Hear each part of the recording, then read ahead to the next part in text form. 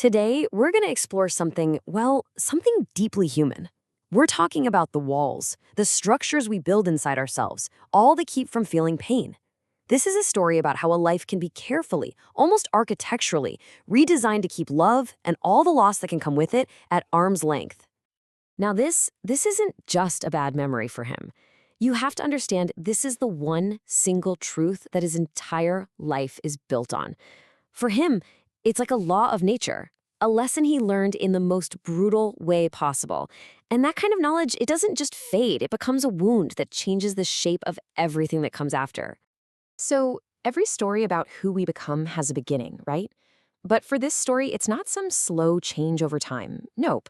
It's a single massive event, a foundational wound. It's the kind of break that doesn't just heal over. It's the kind that forces you to rebuild your entire life right on top of the ruins.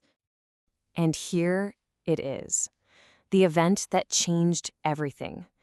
But what's really important here isn't just what happened. It's what he did next. This wasn't just about being sad. It was a decision. That word, trained, it's so specific, isn't it? This was a conscious, disciplined mission to basically rewire his own heart, to treat feeling itself as the enemy. So what happens after a break like that? You might expect chaos, but that's not what we see. What follows is construction. This is where he starts to build what you could call his architecture of defense. See, he doesn't just live with the pain, he designs an entire life, a whole personality, all for one purpose: to lock that pain away and make sure nothing like it can ever happen again. And this is such a powerful contrast, isn't it? On one hand, you have the pure vulnerability of being broken, just suffering. But on the other, you have this active rebuilding. But look at what he rebuilds himself into: quieter, colder, distant. It's like he doesn't just build a fortress around his heart, he becomes the fortress. He trades all that warmth, all that connection, just for safety.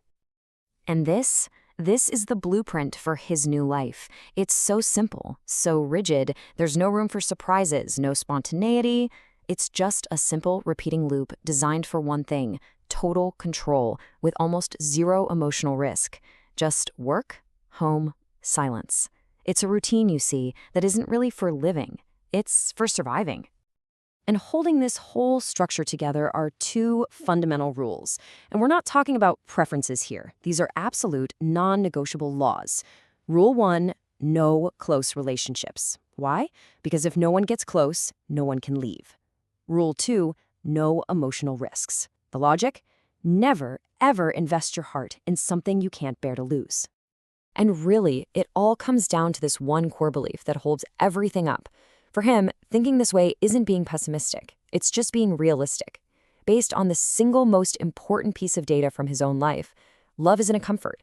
It's the biggest threat there is to the stable, quiet world he's worked so hard to build. It's just a dangerous, unpredictable force. But here's the thing about systems like this, right? No matter how perfectly you design them, they're never completely sealed off. Life always finds a way to introduce something new, an unforeseen variable. That one single thing the architect just couldn't plan for. And that's the moment the fortress walls are finally tested. And this is it. This is the catalyst. It's something so simple, so normal, just a stranger sitting across from him. But in that one tiny moment is the power to bring years and years of careful construction crumbling down. It's the arrival of someone new, and it threatens the very silence he's fought so hard to protect. So, his story really forces us to ask a huge question, one that goes way beyond just him. What happens when, after building an entire life to avoid pain, you're suddenly faced with the chance for a real, profound connection? It really makes you wonder, doesn't it? Is the greatest love worth taking the greatest risk? You know, he really wanted to refuse. I mean, every single instinct, every rational thought in his head was screaming at him to just turn around and walk away. But he just stood there, frozen. This is the story of a single, impossible moment, and why he just couldn't leave. It was emotional, not in a simple way, but in that deep, gut-wrenching way that logic just can't touch. And it was painful, incredibly so. Like a sharp stabbing kind of pain that echoed something buried deep, deep inside of him. And yeah, above all else, it was just So complicated. These words, emotional, painful, complicated, they're not just descriptions. They're the entire world inside a man named Ethan, standing right on the edge of a choice he wants so desperately to refuse. So let's really dig into this choice, right? Because at its heart, there's this huge conflict. Every logical part of Ethan is telling him, get out of here, walk away, escape this. And yet, something is holding him there, absolutely captive in this moment. And that really brings us to the biggest question of all, doesn't it? What is that force? What on earth could be powerful enough to make someone stay when every single instinct is just screaming at them to leave? Okay, so here's what's so fascinating. The thing that turns everything, it isn't a word. It's not some grand action. It's something way, way quieter. And honestly, a lot more powerful. It's just a look, a silent expression.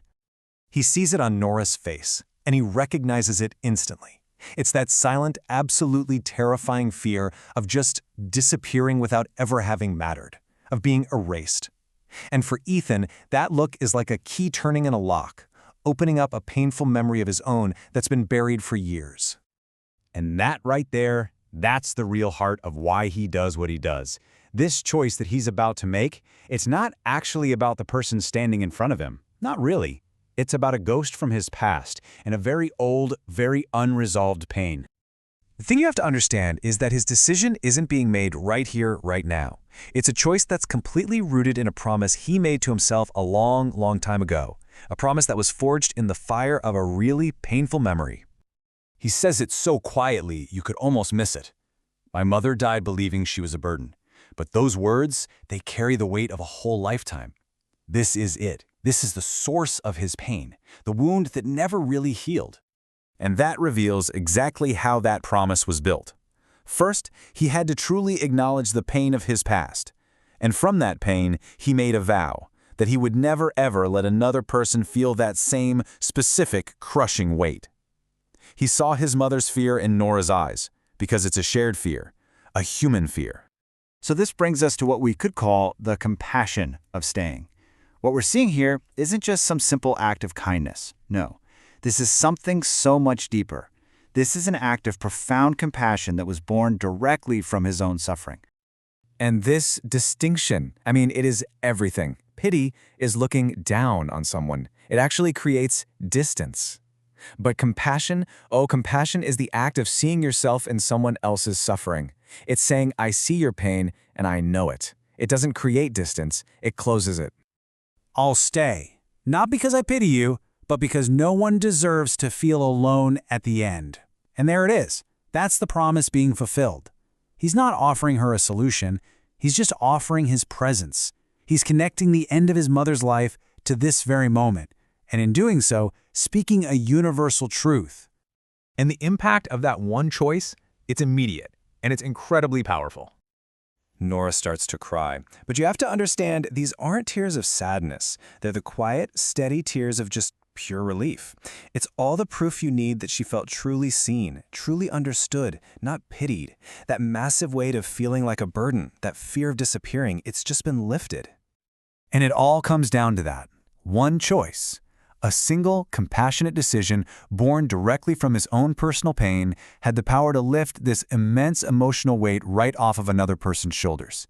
His greatest wound, it actually became his greatest source of strength. Which, leaves us with one last question to think about. Is our greatest compassion born from our deepest pain?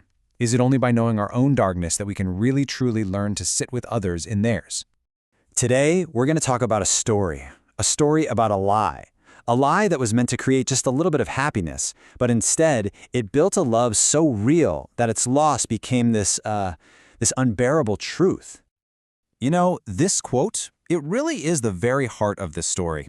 It sets the stage for a relationship that started on borrowed time, built on a fragile idea, only to become something so powerful and, in the end, so completely devastating. So it all starts with two people, Ethan and Nora. They make a deal to begin a fake relationship. And at first, the reason seems simple enough. She just wants her family to see her happy, to see her loved. And so they start to build this life, a life that isn't actually real. They start doing all the little things that couples do. Coffee dates, walks in the evening, watching old movies. They'd hold hands in public, they'd take pictures, laugh at inside jokes. All of it was part of the performance. And for a while, it just felt like acting, like they were just playing a role. And this is where everything starts to get blurry. What began as a performance slowly, quietly, starts to take on a life of its own. All those shared moments, the quiet laughter, it all begins to feel less like they're reading from a script and more like a real connection. Pretending to be in love was becoming a very difficult thing to do, mainly because the feeling itself was no longer an act. Then one night, Nora just asks him this question. It's so quiet and so full of vulnerability. It's a question that just slices right through all the pretense and gets to the very heart of what had been growing between them. And his silence, well, it says everything, doesn't it? Ethan doesn't answer because he just can't. He's terrified to admit, even to himself, that the answer might be yes. He's afraid of what that would mean, to actually want a love that started out as a complete fabrication. So you have to wonder, why go to all this trouble?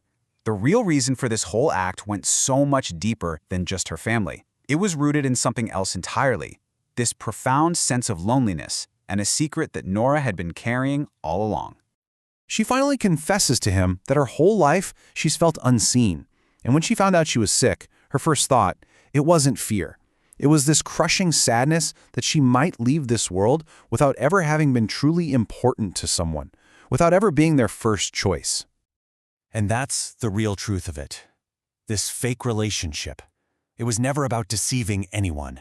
It was a desperate attempt to feel, just for a little while, what it was like to be truly seen, for her life to actually matter to someone else. And in that moment, Ethan's response, it isn't part of the act anymore. He takes her hand, and with this quiet, real conviction, he says what's been growing inside him. This is the moment his feelings become completely undeniable, both to her and to himself. Okay, so this is it. This is the point of no return. The lie has cracked wide open, and all that's left is this terrifyingly real emotion. For Ethan, this is the moment he's forced to finally face what's in his own heart. He realized he wasn't pretending at all, and his love had become so specific. It wasn't some big, abstract idea. No, he loved the little things, the real things. The softness in her voice, the way she tried so hard to be brave, the way she could still manage a smile even when she was completely exhausted.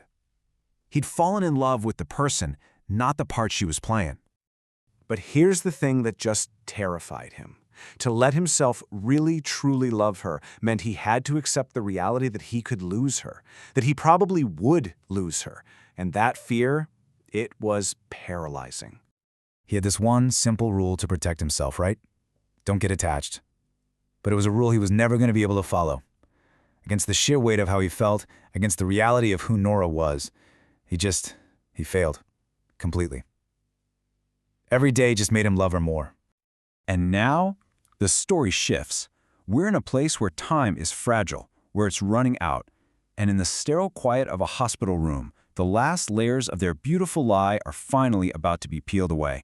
She gives him an out, in this incredibly kind way, thinking he's still playing a part, feeling he might be trapped by his promise. She gently releases him. It's her own act of love, freeing him from the pretense. But he doesn't take it. He can't. Instead, it's like a dam just breaks, and through his tears, he finally says the words that aren't part of any script. This is his confession. It's raw, it's real, and it's delivered at the very last moment possible. And her request, it's so simple, but it carries so much weight. It's not about needing proof. It's about wanting to hold on to the sound of that truth for whatever time she has left. Just a heartbreakingly beautiful moment. So with the truth finally out there, the final chapter of their story isn't about pretending anymore. It's about living. Living as much as they possibly can in the little time they have left, with a love that is now finally completely real. And this was her final wish. She didn't want him to remember her as a tragedy, as someone who was sick. She wanted to be remembered for the one thing she had wanted her entire life, to be loved. She wanted their story to be a love story, not a sad one. And then the end came. It's a stark, simple fact. Their time together, which started as a lie, ended with the most real connection you could possibly imagine. Months later, this is what Ethan is left with. He's talking to her memory, trying to make sense of the beautiful, impossible contradiction of their relationship. The thing that started as the most artificial gesture, it became the most authentic thing in his entire life. Because with that reality comes the devastating consequence. The depth of the love he found is measured now by the depth of his pain. And that heartbreak, it's the final undeniable proof that all of it was real. So in the end, Nora's greatest fear never came true. She didn't leave this world unloved. She didn't disappear unseen. She was someone's first choice. And that love, a love that was born from a lie, left a mark on him forever. And it really leaves you with a question, doesn't it? Does it matter how a love begins if its end is so powerfully and so transformatively real? You know, sometimes the biggest stories, they don't start with a shout. They start with a whisper. Just a single question, so quiet you could almost miss it, but it's carrying the weight of an entire life. And we're going to listen to a moment just like that. It all starts right here, with those words. Can I ask you something strange? It's spoken so softly it's barely even there, but it just hangs in the air, and you know, instantly, that everything has changed. And that one strange question, well, it becomes the key, doesn't it? It unlocks this incredible story about being vulnerable, about a need for connection that I think is at the heart of all of us. You could hear it in her voice, this slight tremble. She was trying so hard to hold it all together, but that little tremor, it gave everything away. It was fragile, but it was so, so real. And this voice, this person, she had a name. Nora. It's a simple name, but it belonged to someone carrying a whole life's worth of quiet loneliness. So, to really understand why she would ask a question like that, you have to understand her. You have to look past the quiet face she showed the world. I mean, her face really told the story. There was this deep, deep exhaustion in her eyes, a kind of weariness that only comes from fighting battles no one else can see. And her smile, it was this gentle, practiced thing, but it never quite reached her eyes. If you looked closely, you could see something else flickering behind it, a profound, quiet fear. And then she gave that fear a name. Just 2 words. She didn't cry, she didn't scream, she just said it, softly. And somehow, that made it hit even harder. I'm dying. So this wasn't just a feeling, it was a fact. The doctors had given her a timeline, an end date, and suddenly her fear wasn't this vague shadow anymore. It was the sound of a clock, just ticking away, loud and clear. But here's the thing that's so hard to understand. The dying part, that wasn't what was causing her the most pain. No, it was this ache that she'd carried her entire life, the ghost of a love she'd never had. And that was her confession. Can you imagine that? A whole life, and the one thing you feel is that you've passed through it all without ever really being held in someone's heart. And that just cuts even deeper. It wasn't just about love, you see. It was about being seen, about being the one person that someone else looks at and says, you, it's you. And when she said that, that's when she finally broke. The tears that came, they weren't for the diagnosis. They were for a lifetime of feeling like a ghost.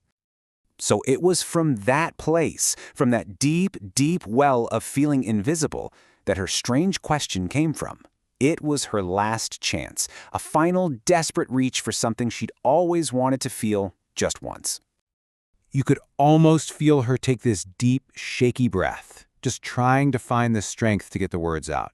The air got so thick because you just knew how much it was costing her to even begin. And there it was, so raw, so honest. She wasn't asking for real love. She knew that was impossible. She was asking for the performance of it, a beautiful, utterly heartbreaking illusion. And that's what it was all about, her final wish. It wasn't about cheating death. It was about cheating loneliness. It was about changing the very last sentence of her story.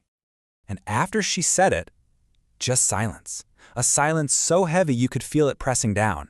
Because really, in the face of a request that raw, what could anyone possibly say? Nora's story just kind of leaves us there, with that question hanging in the air. It makes you think, doesn't it, about what affection is really worth, what loneliness really costs, and what you would be willing to give someone right at the very end. What's the real price of a final, beautiful lie?